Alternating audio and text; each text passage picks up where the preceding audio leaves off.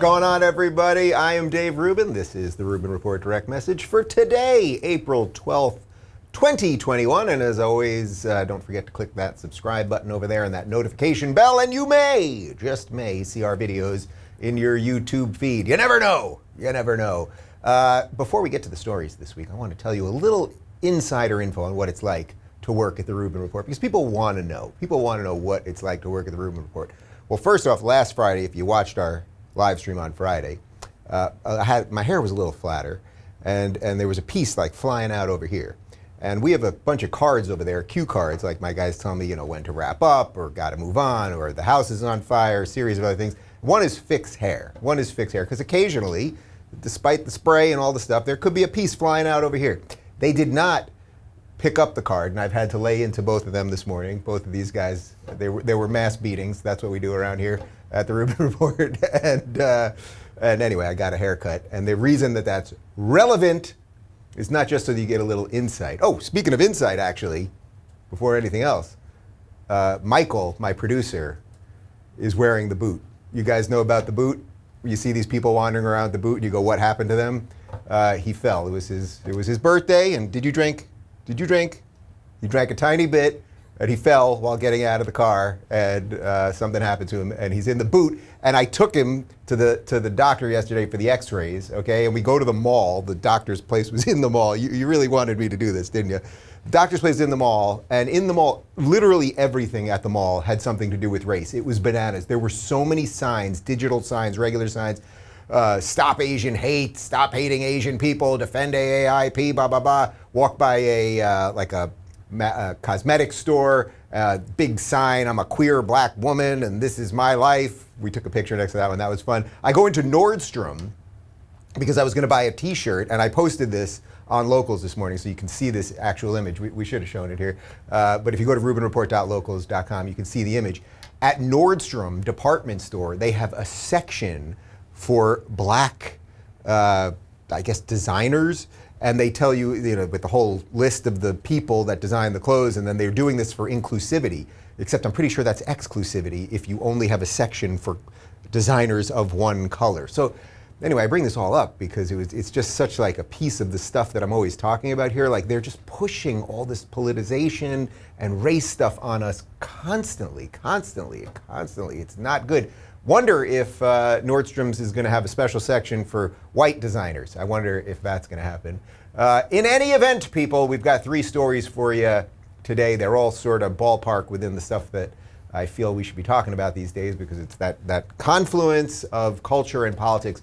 First story is that one of the Black Lives Matter co-founders is on a massive real estate buying binge. We're going to show you some of the houses that she's bought. People often wonder what happens to all the money, right? BLM is raking in a ton of money, corporate sponsorships. Sure, they're burning down cities with Antifa and the rest of it, but they're making a whole lot of money. And it's like, are they sending kids to college? Are they doing anything positive with the money? Well, this chick is buying a whole bunch of houses, including in Topanga Canyon, which is where the girl who cuts my hair, who came here over the weekend, lives. And she happens to be white, and it's basically a 99.9% white neighborhood. Anyway, we'll get to that in just a moment. I don't really care where people live based on the color of their skin, but if you're running a BLM thing, then I think you see my point.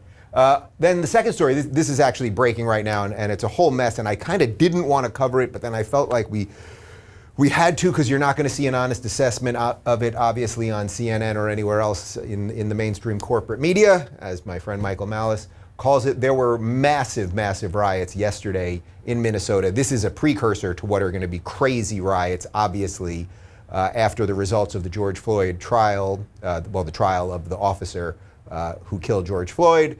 We know that there are riots coming no matter what happens, whether it's fully guilty, whether it's fully innocent, whether it's partial, whatever it is. Like, that city is going to burn. Well, it's burning already right now because of a newer shooting. There's some breaking video that we're going to show you, and we're going to show you some of the looting. Because the point is, it doesn't matter if the cops do bad things, or if there is a bad cop, or something is done unjustly, and we're going to show you all the video.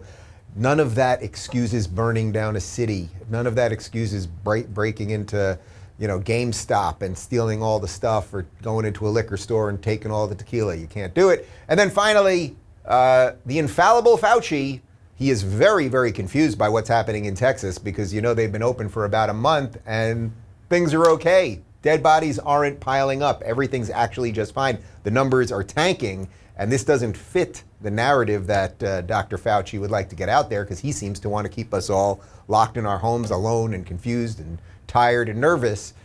So he was talking about that this weekend. We're going to get to that. Guys, before I do anything else, and I'm fired up and ready to go, and one other little insider bit of info, I'm trying to actually finish my second book this week. So it's going to be an extremely busy week. My goal, and I'm actually saying this out loud so that I can keep to my goal will be to finish it by Friday, and then of course you go into, you know, a couple months of editing and everything else, but like to actually finish the bulk of it this Friday. And I'll leak a little bit more about what it's out over the next couple weeks, and then I'll tell you the release date and all that good stuff. And people, before I get to any of that, I've got the largest bag of coffee right here. This is Black Rifle Coffee, people, and I'm thrilled finally that they joined us as a sponsor last week. God, that smells good. That is good stuff. They joined us as a sponsor last week, and we really killed it with them, so I'm hoping we will continue that. Black Rifle Coffee Company is a veteran-owned coffee company serving premium coffee to people who love America. Veteran CEO and founder Evan Hafer spent over 7 years on the ground overseas with U.S. Special Forces and as a CIA contractor. Evan even modified his gun trucks during the invasion of Iraq to grind coffee anywhere. Giving back to those who serve is at the core of Black Rifle Coffee Company's culture. In 2020, Black Rifle Coffee donated more than 6 million cups of coffee to deployed soldiers, law enforcement, and medical workers through their signature Buy a Bag, Give a Bag initiatives. This month, Black Rifle Coffee Company is introducing a new line of ready-to-drink canned coffee. The new 15-ounce comes with 300 milligrams of caffeine per can, 100% Colombian coffee, high-quality ingredients, and an energizing blend of MCT oil and amino acids to fuel your energy and focus you for whatever mission lies ahead. Whether you're on a big hunt or a cross-country road trip, Ready to Drink 300 gives you a convenient way to enjoy premium coffee when you don't have time or equipment to make your own brew. Be among the first to try the new 302 delicious flavors: caramel, vanilla, and rich mocha. I'm actually drinking the regular stuff right now, and it is pretty delicious. Order your coffee now at blackriflecoffee.com/Rubin and use promo code Rubin for 20% off your first purchase. That is blackriflecoffee.com/Rubin. Make your mornings better with Black Rifle Coffee. And now back to me. All right, I'm going to have a sip of delicious Black Rifle coffee. It really is good. Like, it's just like rich and good and dark and really nice. Okay, guys, so BLM. I've talked about this group before. And let me preface this. This is sort of like the trans thing where you feel like every time you bring up a topic, you have to do a little preface, because I know that you losers at Media Matters and at Vox and HuffPo are watching and waiting for any moment that you can selectively edit anything I say, so I try to go ahead and get in front of the problem, even though your relevance is becoming increasingly less and less over time. But BLM, the idea that Black Lives Matter, the idea of that, of course I believe that. I also believe that white lives matter and Asian lives matter and gay lives matter and straight lives matter and all of those things. I believe in equality. I believe everyone should be treated equally under the law. That's pretty much all a society can do. That's what I believe. Then there is the organization Black Lives Matter, which is a self-proclaimed Marxist organization, which until recently had some of its goals stated on its website. It still has some other goals on there, but that included destroying the nuclear family, basically disassembling the nuclear family. They want a takeover of the US government in essence, and they basically are in it with the progressives, right? They're in it, and some of the progressives are just being mugged by that reality. You may remember way back when Bernie Sanders was running back in like 2015, basically, that he was on stage and Black Lives Matter protesters grabbed the mic from him and he just sat there like a little bitch because he was afraid that if he made a move, even though everyone there was there to talk to him, to listen to him, he knew if he made a move that he was going to be called racist and everything else. So they've really, the progressives and the Black Lives Matter Marxists, they've got this really tight, intertwined match made in hell, in essence. And obviously, and then of course, when you connect that to Antifa and just the destruction over the last 2 years and roughly $2 billion worth of damage and everything else, I'm not a fan of BLM. Okay, That being said, I've been saying how, well, where's the money going? And a lot of people have been asking this. They're raising a ton of money, all these corporate sponsors. You know, you open up Uber Eats and it's Black Lives Matter this. You turn on Apple TV, Black Lives Matter that. I just told you what it was like at the mall, Black Lives Matter here, there, the other thing. Well, some of the money apparently is going to the founders because they're doing pretty well. This is from the New York Post. The self-described Marxist last month, and this is the co-founder of Black Lives Matter, last month purchased a $1.4 million home on a secluded road in a short drive from Malibu in Los Angeles. The Topanga Canyon homestead, which includes 2 houses on a quarter acre, is just one of 3 homes that Khan-Cullors owns in the Los Angeles area. Okay, so she's got a bunch of homes here, so we're going to show you some of the homes, right? This is from the New York Post. So there you can see a bunch of the homes. Some of them are 500 grand. 700 grand. It looks like she was trying possibly to buy a $5 million condo in the Bahamas. And then, of course, this $1.4 million home in Topanga. Now, I want to be very clear about something. I don't begrudge anyone making money and spending that money how they see fit. I don't begrudge that absolutely to anybody. Slightly, I would begrudge it to, let's say, politicians who all somehow magically become rich with, their salaries that are usually somewhat marginal or at least, not completely bananas, and then they use all their connections to become rich. But I don't begrudge anyone that has any sort of business or even a nonprofit that makes plenty of money.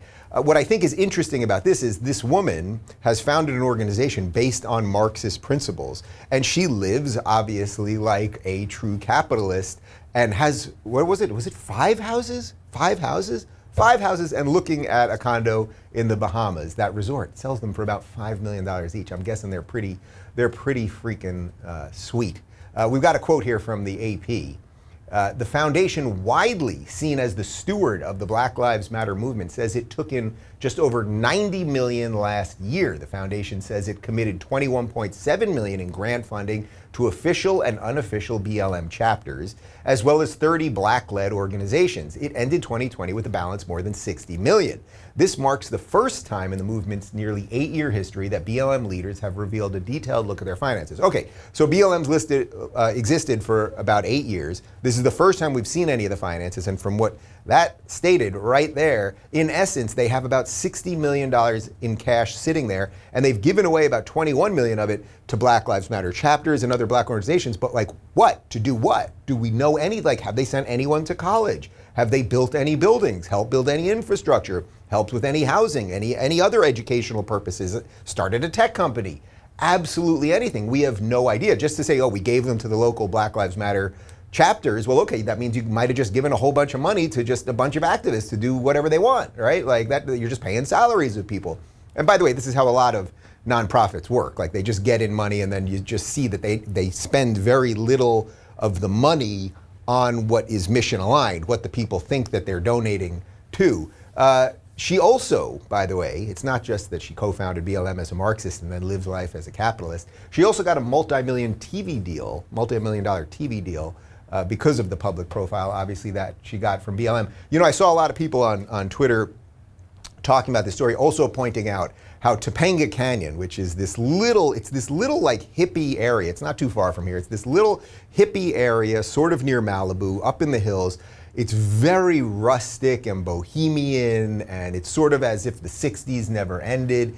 I saw somewhere that it's only 1.4% black. Now, as I said before, I don't care where black people live. I don't care where white people live. That's great if people live in mixed communities, and if you want to live around a lot of people that look like your color, I guess that's fine too. I don't really care about any of that, but it would seem odd that as her 5th house, she would spend $1.4 million to live in a place that is basically 99% white, if you care about that sort of thing. I don't really care about that sort of thing.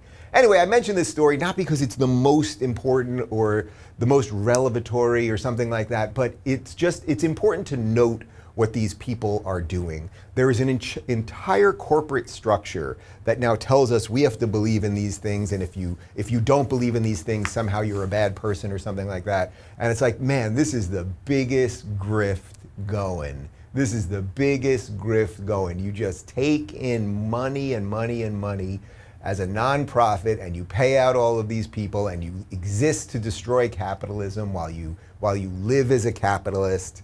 I think you all get the point. Okay, so I want to talk about these protests that are happening in Minneapolis right now, because you're probably not going to see much of this in the corporate press. By the way, I'm going to start trying to say the corporate press instead of the mainstream media. This is an idea that my friend Michael Malice, who I've had on the show a bunch, has talked about for quite some time. By saying mainstream media, you're actually giving them too much credit, as if it is mainstream. But I don't even know that anything is mainstream at this point. We've all been frayed in so many different ways. So CNN, yes, it's not that it's not mainstream, meaning sort of the average person watches it who kind of always watch this stuff, but it's more that they are people who are drawn to corporate media, who like the sort of blue and on narrative. So I'm going to try to say corporate media more than, or corporate press more than mainstream media, but I think you get the point either way. In any event, there was a police shooting in the last couple of days that has now spurred on a whole bunch of riots. So first I'm going to start with a quote here from the Daily Wire. Hundreds of apparent Black Lives Matter rioters smashed police cars, vandalized a police station, and looted businesses in Minneapolis after law enforcement shot and killed a man during a traffic stop after the man, who had an outstanding warrant, allegedly ran from police after they pulled him over. Okay, so we're going to show you video of the incident right now. It's actually pretty graphic. The reason that I'm showing it to you is because the quote that I just read there from the Daily Wire, which was from an hour or two, was after this video just got leaked. So this video was just leaked, and it's not that he allegedly ran from police officers. You can see him actually trying to break away. Then we'll give you a little bit of further context, but I'm just putting it out there right now that this is somewhat disturbing to watch. How long's the video? It's about 30 seconds or so. It's roughly about 30 seconds. So if you don't want to watch, obviously this would be a time to just open another tab or something. So let's take a look.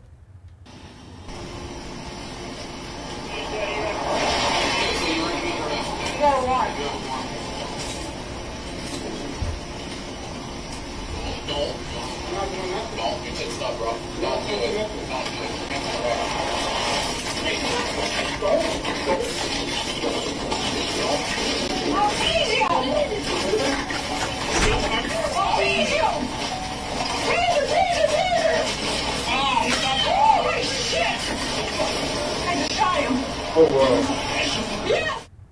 Okay, so I'm not a big fan of showing these things in general, because I think, everything, unless you're there and really understand the dynamics between policing and, especially when you couple like the PR angle and that everyone has to be thinking, oh my God, everything is on video, and just like all of that stuff.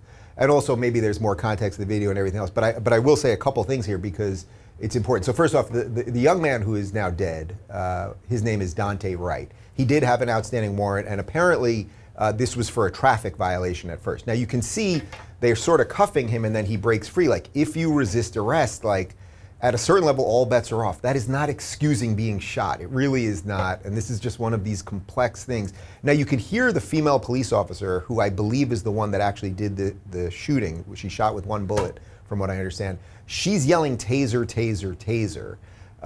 And then I think she says, oh shit, after he gets shot, the implication being that she made a mistake, or that she didn't have the taser. She actually had the gun in her hand. And we have a quote here from the police chief, Tim Gannon. This is just in the last hour or so. He said, "It is my belief that the officer had the intention to deploy their taser, but instead shot Mr. Wright with a single bullet." So look, that's what he's saying. She was yelling taser, taser, taser. If she made a mistake, that still doesn't excuse it. Again, you can't, if the cops are arresting you and you resist arrest, then all bets are off. So this is just one of those ones where there's going to be such a breakdown of what actually is true, and most people won't watch that video, and most people will use all of this stuff for their own political purposes. So I wanted to just show it to you, because obviously between what's happening, not only with this right now, and we're going to show you some of the riots in just a sec, but this is all with the backdrop, obviously, of the George Floyd trial. And there's going to be massive riots no matter what. If you are a sane person and you own private property in Minneapolis, I would get out of there. I would get out of there right now, because they're not going to do anything. So we're going to show you a couple videos of the riots that have come because of this. And the point of showing you this is not for glorification of any of this, but are any of these people who are doing this stuff, let's say their cause is completely just, right? Like, let's just remove all the other factors for a second. Let's say your cause of what happened to George Floyd is totally just. Let's say your cause in what happened in the video that we just saw to Daunte is totally just. Does that excuse any of this? So let's take a look.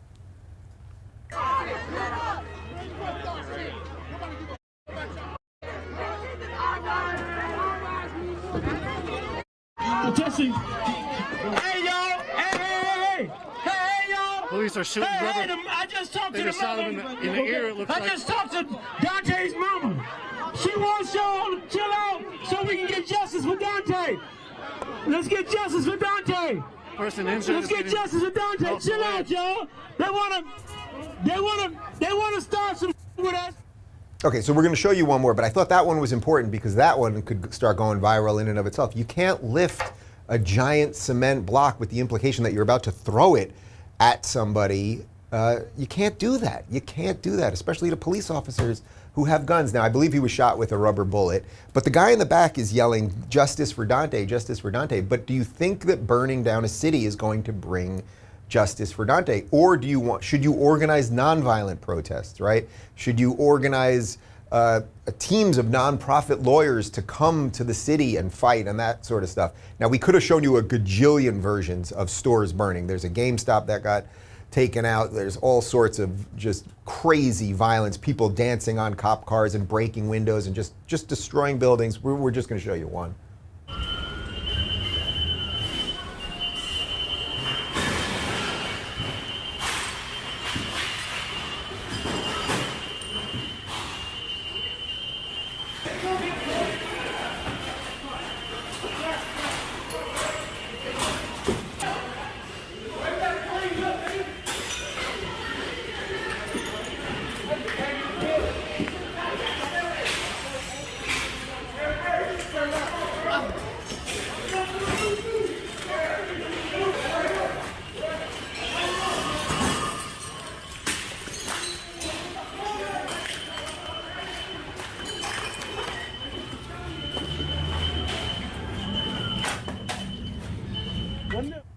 Okay, so there are quite literally dozens of videos that are more violent than that we could have shown you. And again, I'm showing you these things because I think to paint a full picture of what's going on here.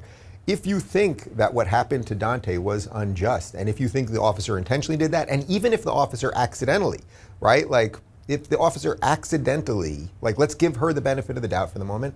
She thought she was going for a taser, she went for the gun. Like none of those details even matter. The point is, if you now burn down a city, destroy liquor stores, destroy mom and pop stores, destroy gas stations and GameStops and everything else, who are you helping? Are you, as that guy in the first video was screaming, bringing Dante to justice? Or are you getting justice for Dante? The answer obviously is no, and we're stuck in this really, really horrific cycle. And this is again where we don't have a corporate media that will show us anything honestly. So I guarantee you,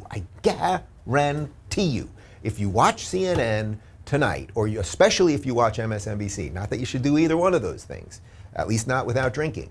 If you do that, you're not going to get the full context of the video showing him breaking away and everything else. And that doesn't excuse any of it either, right? Like that's why I'm trying to show you a full picture here. And this is obviously going to continue. And one of the things I was thinking this morning as we were putting this whole package together, I was thinking, knowing that there's going to be more massive riots at the end of the George Floyd trial, no matter what, like we all know it, right? We all know it. It's here, it's coming. Why aren't we having more conversations? Like, where is the Minneapolis police chief or the attorney general, Keith Ellison, who I believe actually wants these riots to happen because he is a progressive and he has professed support for Antifa before? But shouldn't we be having a pre-discussion on what they are going to do? Shouldn't the Minneapolis Police Department be making statements right now saying you cannot, I don't know, whatever it is, I'm not a fan of curfews really, but you can't be out, destroying public property after 10 p.m. Sure, you can destroy public property from 7 p.m. to 10, but after 10 you can't, right? And I thought there was that whole pandemic thing and all that, but shouldn't they be making the rules of engagement known right now? If the idea is that the state wants to stop violence, stop rioting, stop looting, have law and order and all of those things, shouldn't we be talking about that now? Like, because they know it's coming. And one of the other videos that we didn't show you was there were just like a bunch of kids, or they're young men usually, I guess they're not kids, just jumping on cop cars, breaking windows, and the cops just stand there. And it's like, okay, I get it. Like they're not trying to throw flame on the fire here, right? They're not trying to pour flame on the fire. But at some point, like breaking cop cars and breaking windows and all that is a crime too. And the more that you acquiesce, the more that you think, oh, if we just let them vent some steam or something and destroy enough buildings, maybe they'll stop. It's like, this isn't how a functioning civil society can work. And it's only going to get worse. So I would love to see, and if someone wants to get me in touch with any of these people, I would love to see some advance warning on what the people, what the elected officials and law enforcement of Minneapolis are going to do in advance of the George Floyd trial decision, because it ain't going to be pretty. I want to do one other thing real quick, and then I got to jump at 11:30 on the dot today. But Fauci, the infallible Fauci, he was on MSNBC this weekend, and he's very confused over what happened in Texas. Texas effectively opened up, dropped all those restrictions and said it's back to life. And if you go to Texas, as you know, it looks like 2019. The restaurants and the bars are full and open. The ballparks are full. And yet we've seen cases and hospitalizations since then continue to tick downward. So what do you make of that as all of us look around and sort of try to consider how safe it is to get back to normal life? Yeah, it can be confusing because you may see a lag and a delay, because often you have to wait a few weeks before you see the effect of what you're doing right now. There are a lot of things that go into that. I mean, when you say that they've had a lot of activity on the outside, like ball games, I'm not really quite sure. It could be they're doing things outdoors. It's very difficult to just one-on-one compare that. Yeah, he just says a whole bunch of nothing. And that's what he has said basically for a year at this point. It's not a couple weeks to see where that spike would be, because they've been open for about a month. The numbers are absolutely dropping. And let's not forget, it's not just that they've been open for a month, but before that they were largely open, meaning that they were more open than, say, a place like California or a place like New York, and they never got those crazy spikes. And even if there is a bump next week, even if there is, that does not mean it's automatic reason to just lock us down and not let us live. This is not how humans are supposed to be. But Fauci has gone so far with this thing, I just don't know how you can trust him at this point anymore. He's a Faucist. He's a complete and utter Faucist. A Faucist, by the way, which according to according to Webster's dictionary, is a person who's the highest paid person in all of government, who tells everyone else to stay at home all the time. Anyway. Fauci. Oh, guys, part one of my interview with Nick Gillespie from Reason Mag is up this morning. He was on the panel on Real Time with Bill Maher with Heidi Heitkamp when she called Gina Carano a racist. We unpack that and much more. He's a true libertarian, and we had a great, it reminded me of a little bit of more of the type of interviews I did a couple years ago, where it was purely on the idea side of things, not too much in the nitty-gritty stuff of politics, but about big tech, about just how we can have limited government and let ourselves live and fight lockdowns and all that stuff. Really enjoyed talking to Nick. So part one is up right now on YouTube. The full episode is up at rubinreport.locals.com. And according to the watch I'm not wearing, it's 11:30. I gotta go. Have a great day, everybody.